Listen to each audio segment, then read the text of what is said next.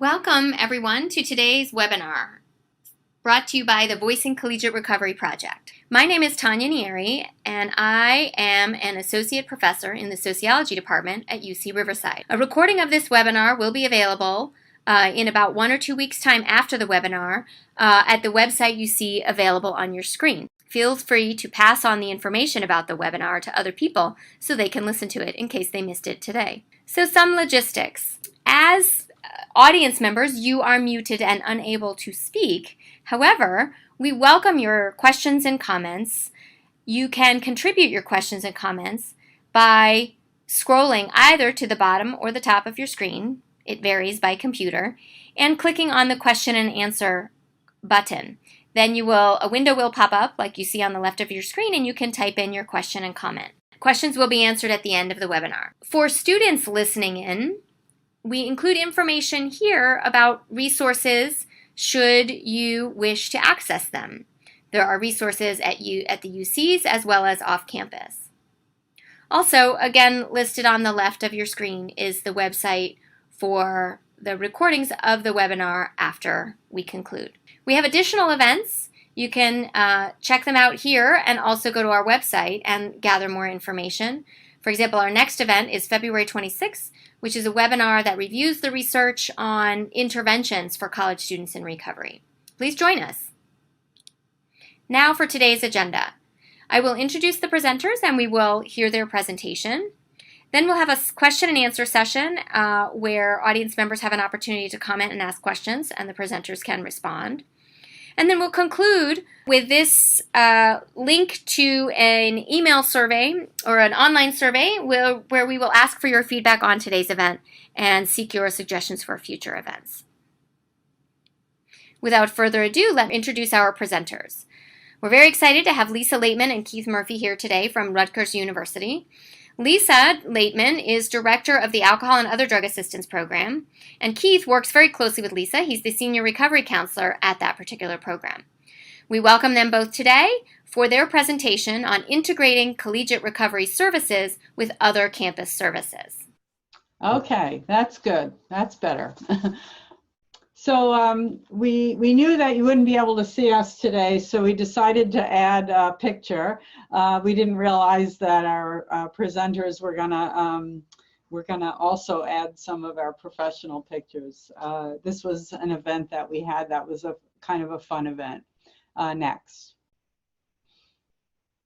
So we're going to focus on 3 areas today. One is really to talk about the background for some collegiate recovery programs and talking about some of the ways that we evolved, as well as some other programs to be integrated systems of care, and also perhaps to touch on some of the different models with schools that don't quite have integrated systems of care. We were also going to focus on some of the development stages that most collegiate recovery programs and communities go through, and then talk about some of the impact of some current issues with dual CBD and medication-assisted treatment on collegiate recovery programs. Next.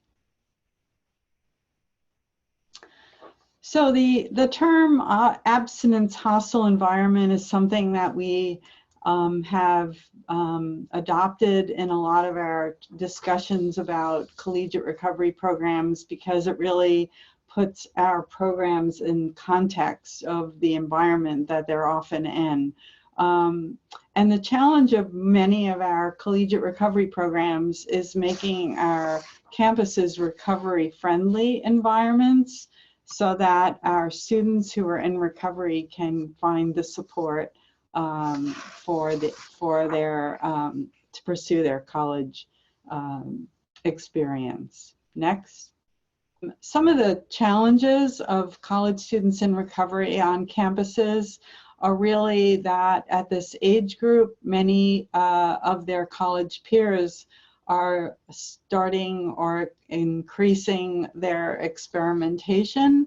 Many of our students first time away from home And our students are often at a very different stage where they've been to treatment programs, they've already had a lot of experiences with using, and so they're sharing their environment with a very different group of people. So one of the challenges is really learning how is about how to maintain abstinence in an environment that has many other students who are involved in using. Now, we are going to talk more about abstinence in our presentation, but for the purposes right now, what we would like to say is that the collegiate recovery programs that we're talking about in this instance are where students have made a commitment to abstinence, and the collegiate recovery program is supporting that decision. And is also, we are in the, we are in sort of the business of creating a safe haven or a safe space for students on a college campus. We're going to get a little bit later to talking about different models and of this particular topic. But for now, we're going to use abstinence as a mainstay for the collegiate recovery program. So many of our students have already and are still in the process of restructuring their lives to avoid behaviors and triggers that may lead to use. They're learning how to balance the demands of recovery and academics, and they're making new friends and finding a place of belonging. Some of them have relocated, so they've left their support networks at home or in another state or in another location, and so they have to rebuild that. Next. So these are the areas that we've learned over time are pretty essential to collegiate recovery communities and programs. Obviously, the staying abstinent and working on sobriety are important parts, but so are other aspects. Having fun, being engaged in both sports, fun events, sober events are a really important part of the college experience. The idea that college students need to become engaged in the campus, and collegiate recovery programs offer a way for students in recovery to become engaged in a safe and fun way. We've learned through experience that having a full-time recovery counselor has been a tremendous asset. We went for many years with not having a person who's dedicated to developing the community and the program, and it became a very challenging thing as our program grew to not have a person whose role was to support the recovery program. We also learned about the importance for supporting mental health recovery for students who have co-occurring mental health and substance use disorders. So these are the other areas that we'll hopefully get to touch upon in our presentation. Next. So for those of you who are considering recovery housing or who have recovery housing, we have now 32 years of experience with running on-campus housing for students in recovery. And many people have talked to us about their efforts to develop recovery housing. So I think we'll just take a couple of minutes now and go through some of the essential sort of ingredients to making this work. And I have to say that putting students at the top is a very important part of this. We had a collegiate recovery program for 5 years before we started recovery housing. So we had students who met who who got to know each other. We had meetings on campus that they helped start. And even and at that early time in our development, we realized the importance of that peer support. And the students themselves were motivated because they wanted to have more friends on campus who were in recovery. And so what we also learned is that many of those students in the beginning, they all did not want to live on campus in the recovery house. So we had to have a fairly sizable community of students before we had enough students who wanted to live on campus to make that viable. We also had to sell administration on the idea. Institutional denial is always there. It may be less now than it is in the past, although I think it just changes over time. I think we still struggle with stigma on campus. But I think that campuses that have already made commitments to special interest housing or living learning communities are a little bit ahead of the curve in understanding the needs of unique student communities. So I think we have a little bit more buy-in on some of those campuses. So I think we also realize how important it is to have students who've expressed an interest and are willing to support recovery housing. In many schools in many areas, students in recovery live together off campus, and that's a good model. It works in a lot of areas. In our community, we have, we're a large Northeastern university. It's very expensive to live anywhere, so that we found that offering on-campus housing not only made a lot more accessible to our students, but it also bypassed some of the problems that our students have finding adequate, comfortable off-campus housing. So that was one of the reasons that in our area we found this to be the best option. May I jump in really fast? Sure. And please note that on the slide it says students engaged in your CRP, not just recovery students, because allies are very, very key, or students who are aligned with the recovery movement are absolutely essential in keeping the community together and helping the students bridge the gap between students who are in recovery and students who aren't in recovery. So I just want to make mention of that's intentional, that it just says students. Mm-hmm. And I can't say enough about supportive colleagues, administrators, faculty, staff. Some schools have an advisory board that creates some of that support. Here at Rutgers, we've always had a core group of people who have spoken up or have supported us when we needed them. Next.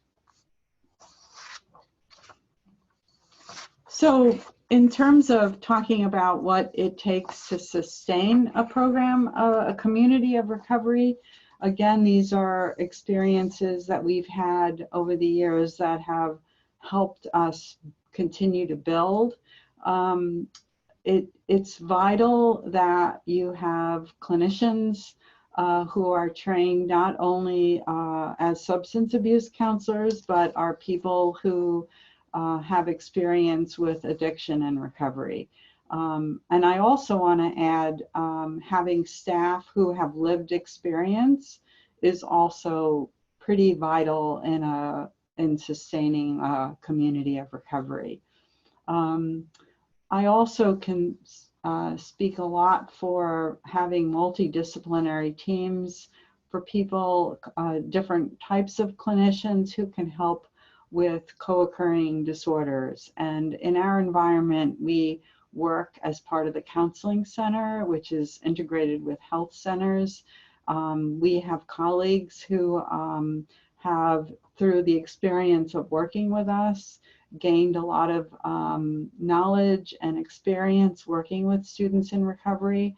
so that when they have someone who's in recovery in a dialectical behavior therapy group, they know how to address some of the issues that come up in any of our clinical services. We also work closely with psychiatrists in our counseling centers who also have developed expertise in working with students in recovery, from not prescribing medications that may be harmful to also understanding some of the acute and longer term needs for students in recovery to manage mental health problems. And acknowledging that some of our students have co-occurring mental health disorders is also critical to their overall well-being and recovery. So we focus on the whole person in our community. We try to destigmatize not just substance use disorders, but also mental health disorders in our effort to really engage people in healthy living. And we have learned, probably the hard way, to not make the accountability and leadership all come from the staff or from the top. Our process is really building community accountability and leadership in our student population, and Keith is going to talk a lot more about that. Next. So the idea of integrated care is complicated on a college campus. In the literature, integrated care is an evidence-based model for addressing substance use disorders.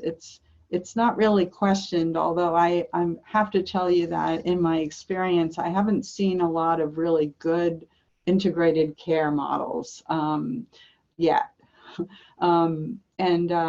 I think we're all working toward improving on this, and it is actually one of my commitments here at our university, is really working toward a better model of integrated care. But it really supports, ultimately, it really supports both our students who are in recovery and those who are in need of recovery when our systems work together. So we're talking often about counseling services, health services, collegiate recovery programs, and community resources, because our community resources are part of that community continuum. Because many of our students have been involved with community resources, and making a smooth transition into our universities, colleges, and community colleges requires our community resources to work closely with us, to understand our admission criteria, to understand when students are ready for college or campus, and then to try to provide some of the bridge services for our students. Some of the problems with on college campuses are also often that our services are siloed. A lot of times they're siloed because of ancient history. And a lot of people don't even know why they're siloed anymore, but they are. And sometimes it really takes a new person on the block, perhaps a collegiate recovery coordinator, to challenge some of the silos and to build these communities and connections with different services that have typically not worked together. For that, we often need a lot of support, and I see that happening more and more on the Association of Recovery in Higher Education chat thing that we have. The listserv. The listserv, thank you, Keith. And I think that more and more we're turning to each other to help solve these problems that many of us have done over the years, and without any support. And I'm glad that more of us are providing that kind of technical assistance for each other. Next. So I'm going to turn it over to Keith, and the idea of how we were working together today is that we're going to sort of move back and forth as we need to, but I'm just going to turn it over to Keith Murphy at this point. Thank you, Lisa. There's a lot of good information there. The process of creating a healthy collegiate recovery program, and it's interesting, Lisa, that you mentioned before that students were meeting before collegiate recovery even had a name. Mm-hmm. So they were just together on the idea of bonding together and identifying. So the first part of it in a collegiate recovery program is having students who want and support to develop a CRP and to keep it going.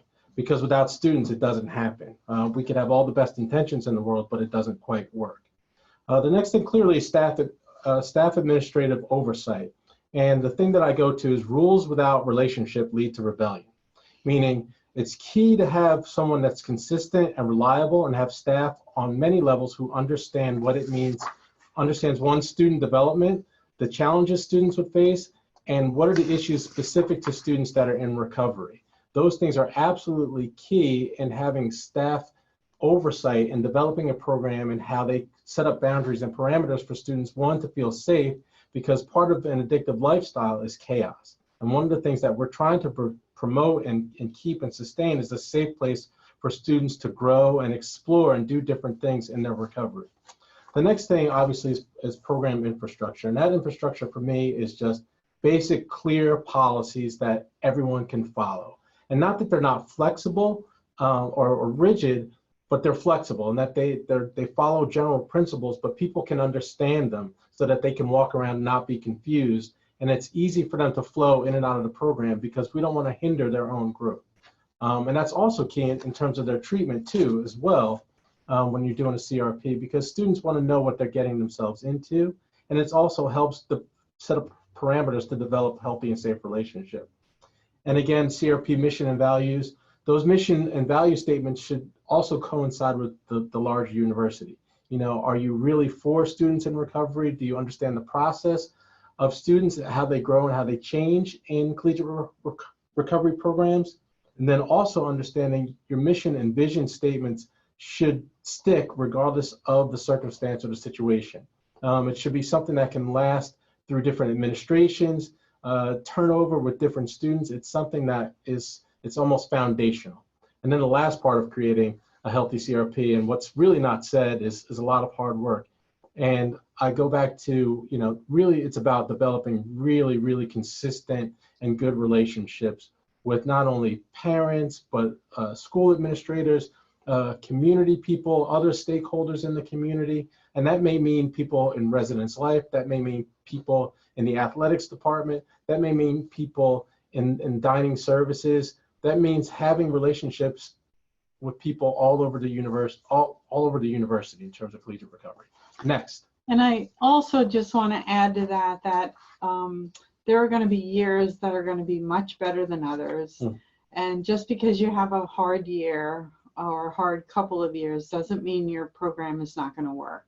And I think that over time, the university will start to learn how to help you manage that. But initially, you may need to, utilize some of the lessons that other schools have learned so that people don't get discouraged by that. Yeah, and that's a good point too. And helping the university to lean into some of the difficult pieces and showing them that they can tolerate it. All the different changes that students go through and changes with staff as well. This is absolutely key because I tend to believe in a servant leadership model, or the idea that one, especially with leadership coming from students, because you have to respect them as adults and people who have brains that can think too, because honestly, they're thinking about the program when I'm not thinking about the program or when we're not thinking about the program, because they live it on a day-to-day basis. They're always engaged with relationships and how they can improve things. And there's an African proverb that says, if you don't build a fire for someone in your village, they're going to figure out a way to burn it down and get heat by the fire that they build.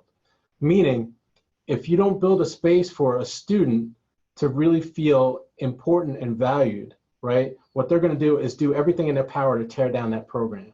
So I believe firmly in empowering each student to understand what it means to be a part of the community, the collegiate recovery community, but the larger community.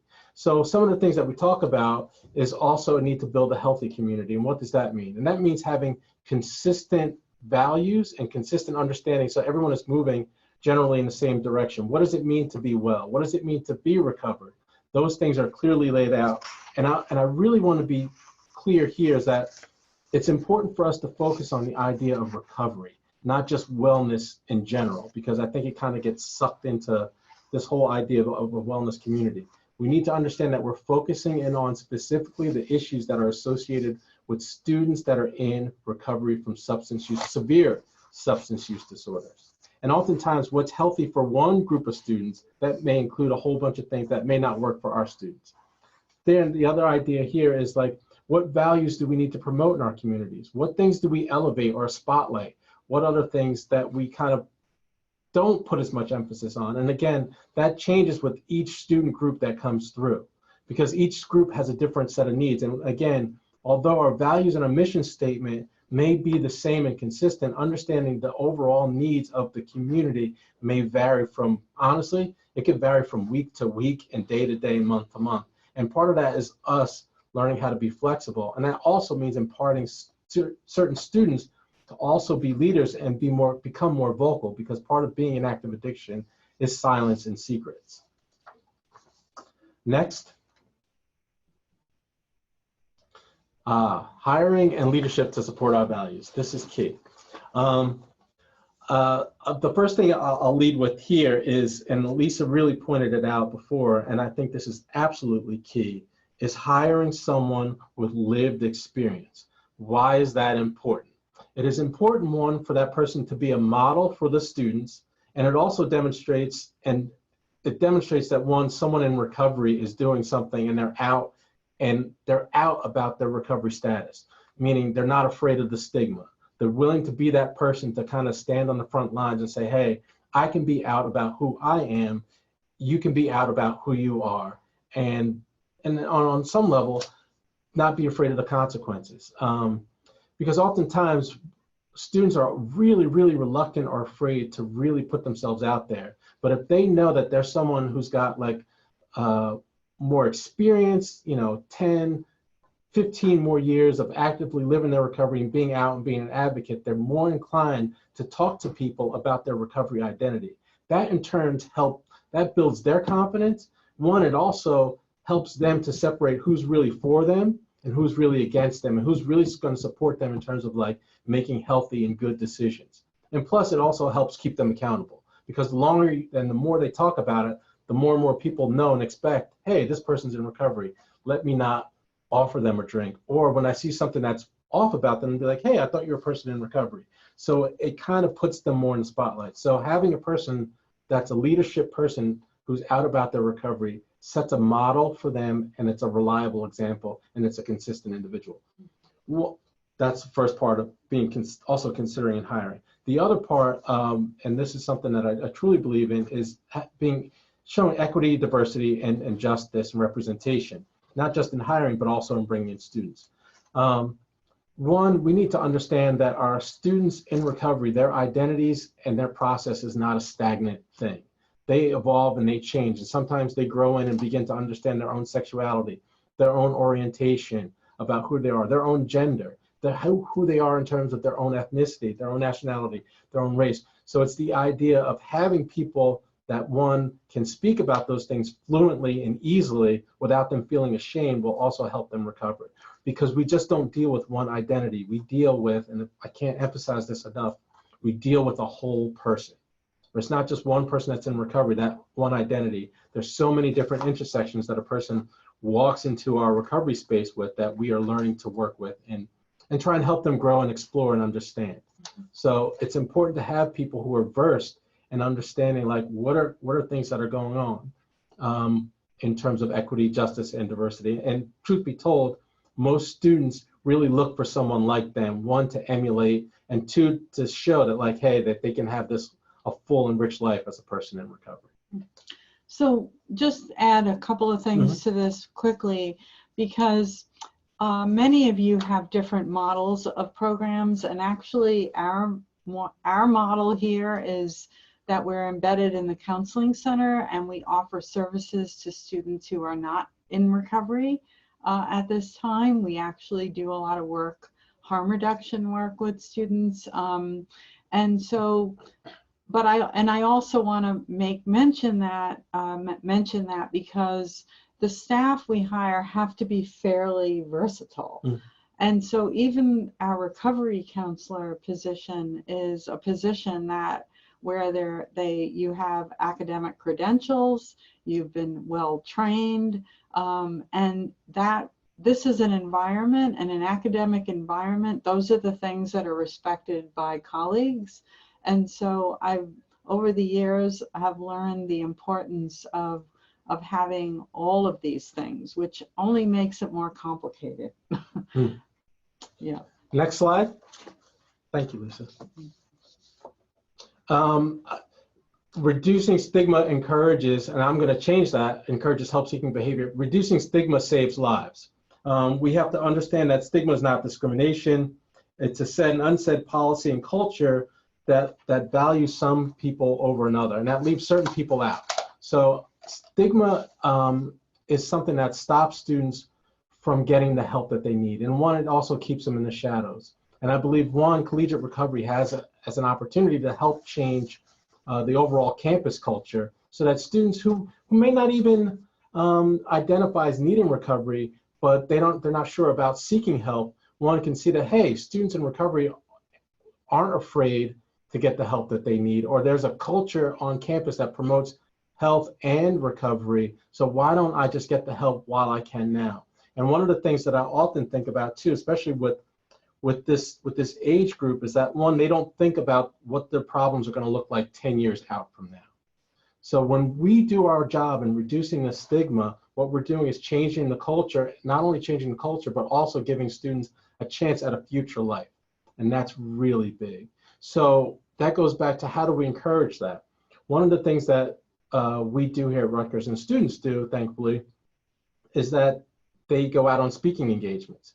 We talk about collegiate recovery on campus. We give opportunities in classes where we talk to health and outreach prevention workers on recovery. We talk about what does it mean to be a person in recovery. We speak in classrooms, we do presentations, but all of that is with the purpose of reducing stigma, because our students know, and as we know as professionals, that like, if students don't get the help that they need, and they don't feel as though they feel safe enough to get the help that they need, even though they may need it, it could end up hurting them in the long run. And not only just costing them their college career, but also their life and doing greater harm or greater damage. Next slide.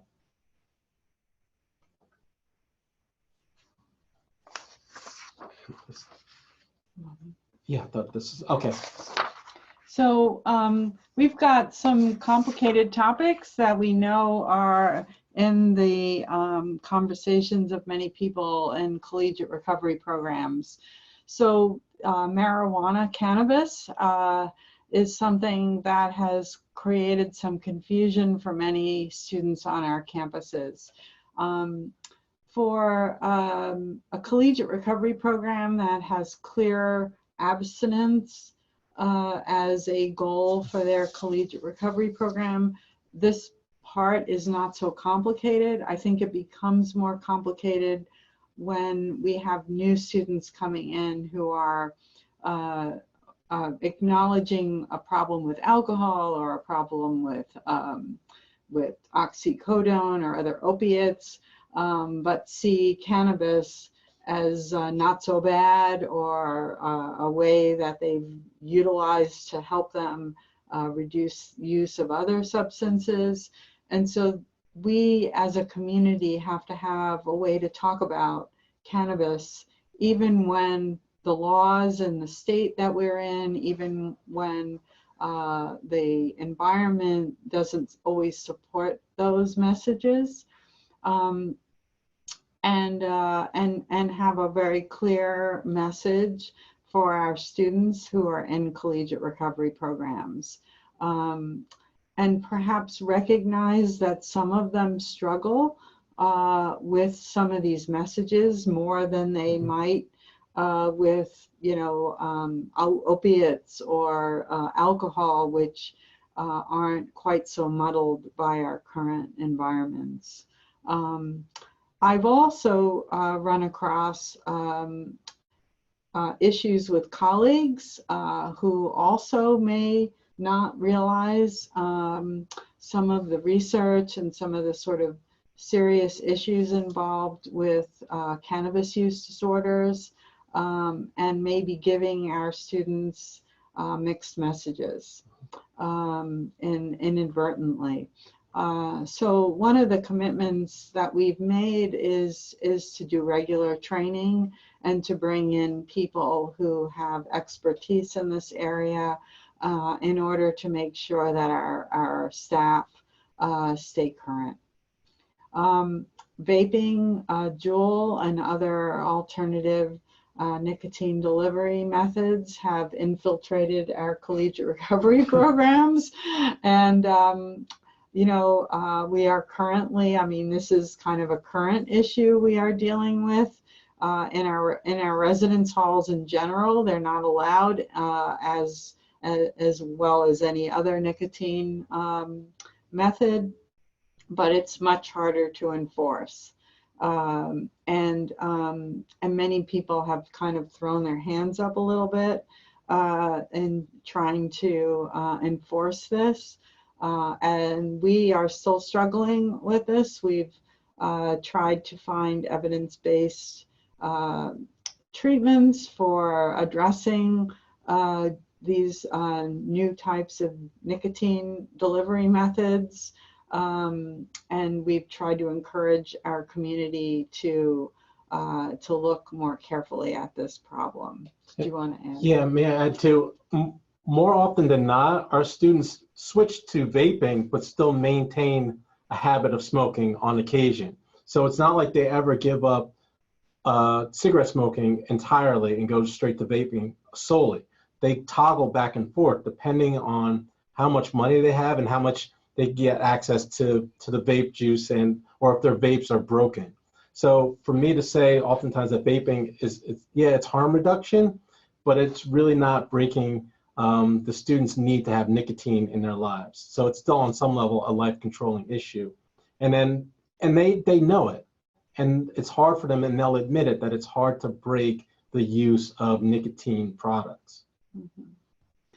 So our more recent experience with things like CBDs and herbal supplements has really been helped by the community, the recovery community, so that we're not, Keith and I and other staff are not the only ones talking about the potential harm of this. And actually the second part of the sentence, as there is little reliable scientific information on these products, is kind of a key part of the sentence, because I think in the absence of having adequate information, I think it's a pretty dicey thing for our students to start engaging in using these type of products. And may I add to this, goes back to policies that are clear and not just based on how we feel at the moment, but they're also evidence-based policies too, and they're based on also many years of experience. So in terms of students using CBD oil, or the idea of us moving and having an abstinence-based situation or structure, that's absolutely key, because we know, and our students know, that any waffling in that opens up a lot of doors that they're not prepared to close. And also they want consistency. They want things that are absolutely clear, like this is an abstinence-based program where I feel safe to really explore my recovery. And I don't have to worry about feeling triggered because I'm questioning as to whether or not someone misused or overused some type of CBD or cannabis or type of THC. They're not guessing at who they can trust and who's not reliable. Mm-hmm. And one more issue regarding these things is we have a history promoting a new pharmaceutical product as being safe, as being non-addictive. For those of you who heard some of this history, Valium was initially marketed as a cure for addiction. And opiates were originally marketed, prescription opiates, as being non-addictive and safe. So I think that those are really good examples of us sort of moving carefully into these arenas, especially for people who have worked so hard, and there's a life and death element to it. Next slide. Okay. It seems though we're up against the time, but just to really answer this question really simply, what's the message about collegiate recovery programs and the opioid epidemic is, well, basically for me, it's just one, understanding. Honestly, we're in an addiction crisis. That's just bottom line. So for me to throw the label up, the opioid epidemic is true, but again, alcohol is still a #1 offender. Crystal meth is taking a rise. So I think we need to be vigilant here and be consistent in our programming and go on evidence-based work in terms of providing care to the students that come on campus and doing stuff that's consistent with science and what our principles are. You know, we're going to be in this, I think, for a little bit longer. God only knows, and I hope and pray that it's not much longer. But what we're doing is offering students a space to really recover in a good way. I mean, I don't know, Lisa, do you have any more that you want to add to it? I think that's pretty good. Yeah, next. Next. Okay. I mean, part of reducing stigma is language. And the reason I'm going fast is because we're definitely up against time. But language is absolutely key. And to Lisa's point earlier, I've heard colleagues talk about students as potheads, you know, and that really increases stigma and keeps students away. And it's the idea of labeling, and it moves away from person-first language. And we want to remember that we're dealing with human beings. And I can't say it enough that people in recovery, especially early recovery, often get short shrift. And they get treated like, you know, like they don't have a voice or they don't have a brain. People in recovery or people who are in remission from substance use disorders have a brain. They can think and they can give great input about their care. So when we use language that demeans them as people or chronic or a substance abuser, it kind of puts them and makes them objects. And our goal is to help them and restore them as people to be cared about, and also one, to promote a culture of health and well-being on our campus. But as long as we keep throwing labels on people, they're not going to want to seek help. As long as you call them a pothead or somebody who's a chronic relapser, like who wants to be thought of as a chronic relapser? So we're very mindful of the language that we use. Next. Understanding recovery in a collegiate recovery program. I'll skip the first one in different forms. I'll go right to medication-assisted treatment in collegiate recovery programs. There's a space and a place for, they call it psychopharmaceutic,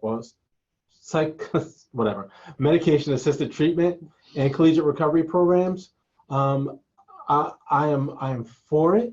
However, what has to happen is we need structure and infrastructure in place to help students who are on MAT, one, feel supported, feel as though they're getting regulated doses of medication, and feel like they're not being stigmatized because they've found another pathway to recovery.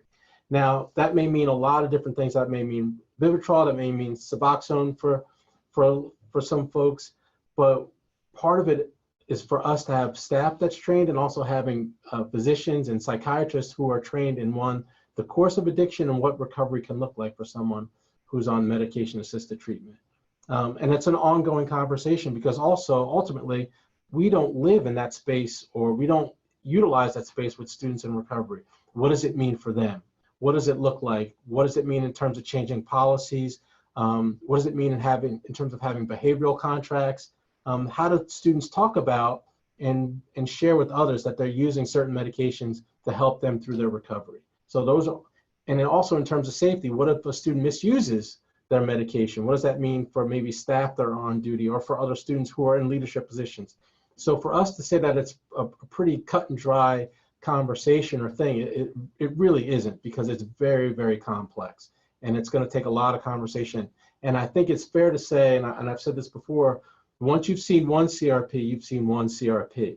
So it can't be a one size fits all. But I will let you know, for most spaces, especially in a living space, I would be really cautious with certain types of medication for people that are in recovery.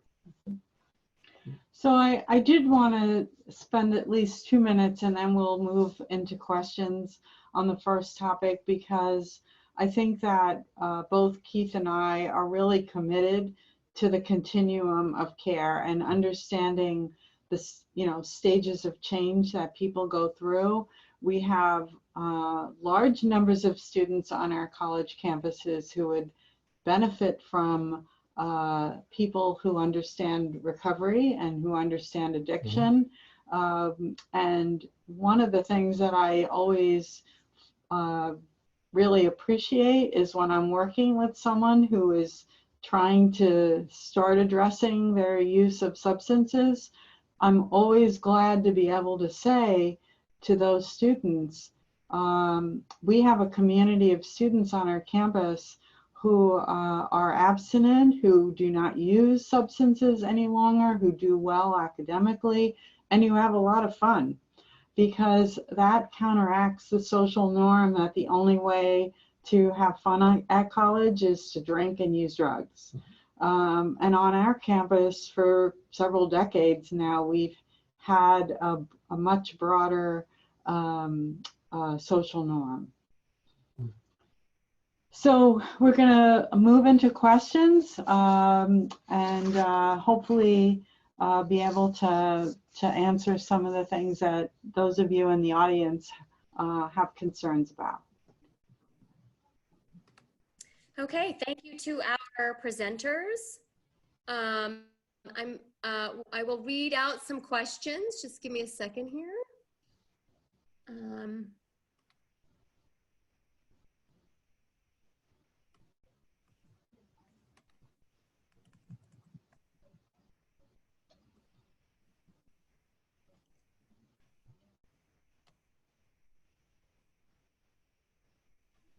Okay, thank you again to our presenters. All right, so the first question is, what is the ratio in your program of staff to students?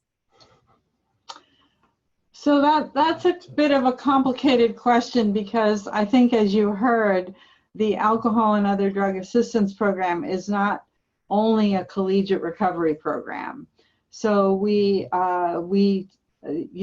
there are 4 full-time staff, but we do early intervention and we do regular substance counseling, and we also help people get into recovery and refer to treatment, and we do aftercare, and then we also do recovery support. So our community at Rutgers, we have 44,000 students on our campus, and we have 4 full-time substance use counselors. We are very busy. Our recovery community, the recovery house has room for 40 students. While Keith is the full-time recovery counselor for the community, the other 3 counselors in the ADAP program also help support the students who are in the recovery program. And also bear in mind that that the recovery community is larger than the students that actually live in the recovery house. So there's a lot more. Maybe you could even double the number, at least double the number of students that are in a recovery house at current, with active students that I know about that are in recovery that are on campus. And it's a really big school, so I don't know everybody on campus. Okay, thank you. The next question is, how can you increase the sense of accountability among students in recovery, especially those living together in sober housing? Also, how do you present the rules to a collegiate recovery community? Should collegiate recovery communities have full-time staff? And if so, how can students begin the process for finding full-time staff? Wow, that's a lot. Okay, questions. so we actually have a set of guidelines for the students who live in the recovery house. We would be willing to share them with anyone. We've pretty much, over the years expanded or changed or altered some of the rules, but they stay pretty consistent. We talk about relapse. We talk about what are the ways that you help one of your friends in the recovery house if they're struggling. So we also, talk about academics, and we make sure that people know how to access the help that exists on our campus. We really we have learned a lot of lessons the hard way. We used to focus a lot more on staff, having students follow the rules. We learned that doesn't work very well, and so the model that Keith has been really emphasizing, which is more of a community accountability model, is one that we've evolved to. Do you want to talk a little bit more about that? Yeah, well, understand the first part of it is culture and the students. Students, when they come into the recovery house, they want people to do well, and they know the pain of active addiction. So one of the things that's built in and baked in is that they want everyone to succeed. So it's the idea of like, what do we do to help everyone feel better or feel included and a part of? That's already there. So what we try and do is, or at least build on that idea, is that, and what makes it different is that we try and build a culture that's a collective culture. A lot of addiction and a lot of life is an individualistic culture, which goes against a lot of the principles of recovery. So it's the idea of getting everyone to think that like we're all in this together. And the guidelines, they're really not rocket science. The guidelines they're almost kindergarten in nature. Hands to yourself, feet on the floor, basic stuff. Don't use in this space. Be kind to each other. All of that stuff is written in, but it's the understanding that each student feels, one, that they've got access to staff, two, that the idea is not they're not telling on someone, it's the idea of trying to save someone's life, and it's the idea that, one, this community doesn't flourish or function without their input or without them being a part of what's happening. They're vital to what's going on, and that's what I try and promote, or that's what we try and talk about. And I think it's really important to acknowledge that everybody is different. Like, there are students in the recovery house who are very quiet, who are not there to have a good time. They're there to get good grades and graduate. And then there are students who are really quite social and outgoing, and they struggle academically. And in some respect, having both of those people graduate and have increased the likelihood that they will stay sober throughout their life, and they've built on what they both have strengths in, is a success. Mm-hmm. But everybody is different, and not everybody is going to be in a community in the same way. One question is whether or not the services are available to graduate students. And another question is, how do you support students who aren't in recovery from opioid use disorder?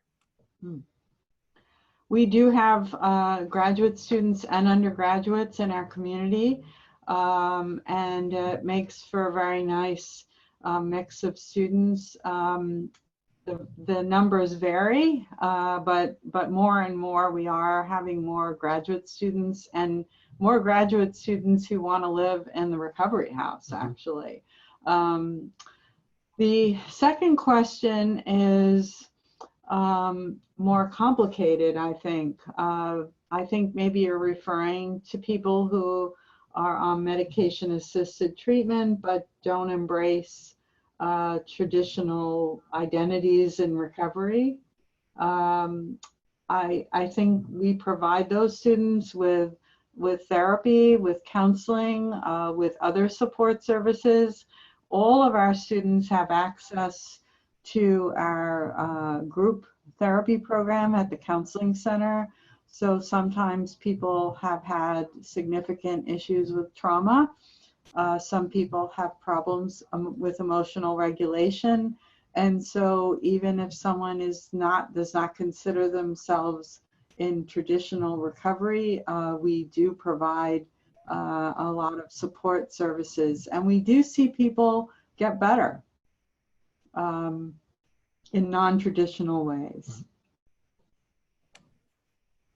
Okay, thank you. We've got time for a few more questions here. There was a strong relationship between substance use disorder and justice involvement. Sure, there is a strong relationship between substance use disorder and justice involvement. How do you see collegiate recovery programs as a criminal justice intervention, both early in the court process or for individuals coming out of prison or jail? Well, I'll make it, for me, really, really simple. One, a college degree is a protective factor in recidivism. Two, and then three, the other part of it is collegiate recovery is a great place for people who are formerly incarcerated who identify as being in recovery, right? And that may mean something different to different folks, but who want to embrace recovery, to feel supportive, to one, also demonstrate their commitment to their own recovery and even abstinence-based recovery, because it helps them in front of the court, it helps them with their family, it helps them to, one, make amends to society, to right their wrongs, and it also puts them in a stronger position, and I'll say this, to one, build a future. And the idea, and ironically, the farther you go in college or with an advanced degree, the less, believe it or not, the less, what's the word I'm looking for? The less Likely you are. Well, the less likely you are to return, but also the less scrutiny you'll be under. And I'll explain. It's harder for me. I'll be more inclined to have a harder time getting a job if I just have my GED and I'm coming out of jail. But if I'm coming out of jail with my master's, people are going to be more, or if I get my master's or my bachelor, people are going to be more inclined to give me a chance, because I've shown that, one, what happened in my past was my past, and I'm actually dedicated to moving my life forward. So people can look past those things and be like, oh, why do you have a resume gap? Oh, but you've got a college degree. I see, well, tell me more about what's going on. And we have the privilege of working here on campus with men and people, not men only, but people who are formerly incarcerated, and some people associated with drug court who've been able to demonstrate that living in the recovery house has been super beneficial for them, and shown the court that, one, they're quote unquote rehabilitated, and two, that they're low risk. And that's also key. You know, the thing that I always say for someone who's involved in the justice system is to be low-hanging fruit. That means be accessible and be available.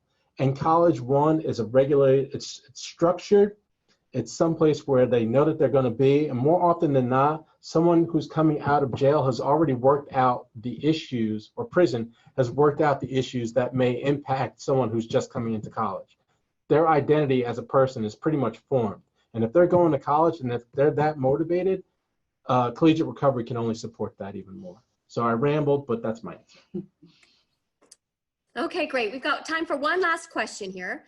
And this question is, what would you recommend to coordinators and graduate assistants at recently founded collegiate recovery programs for reaching out to coordinators and staff at more established programs? Are there any helpful questions you would recommend asking for good ideas and encouragement in the first few years of a program?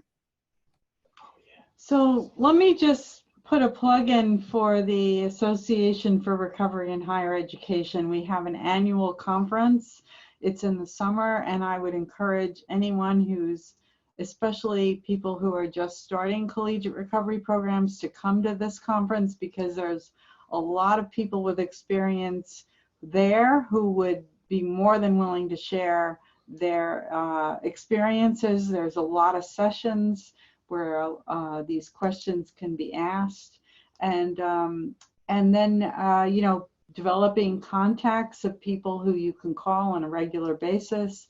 We're all here. I mean, as long as I've been at Rutgers, which is over 35 years, I've always been willing to answer questions from people who are starting programs. And I think that's very true for many of us in collegiate recovery. And I'll add to this is saying small victories are key. Meaning don't start with anything super big. Do things as small as possible, and don't try and control things that are totally out of your control. Meaning, like, next year, don't make a goal and say, we're going to have 15 students that are in our recovery program. You're destined for failure. Just do things that you know that you can control. Like if it's a tabling thing, you want to table at 3 events, make that the goal. Oftentimes people come in with the idea of having super lofty ideas of like, oh, we're going to build and have a dorm on campus, and then we're going to, from that dorm, people are going to beat down the doors. I'm like, no.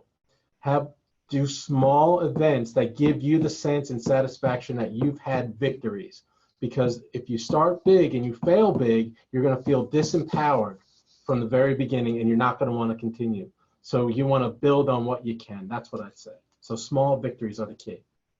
Thank you so much to our presenters for their excellent presentation, and thank you to our audience members for joining us and sharing their comments and questions. You can see on your screens a web address. We invite you to share your feedback on today's event and suggestions for future events. In conclusion, we thank you for being part of this event.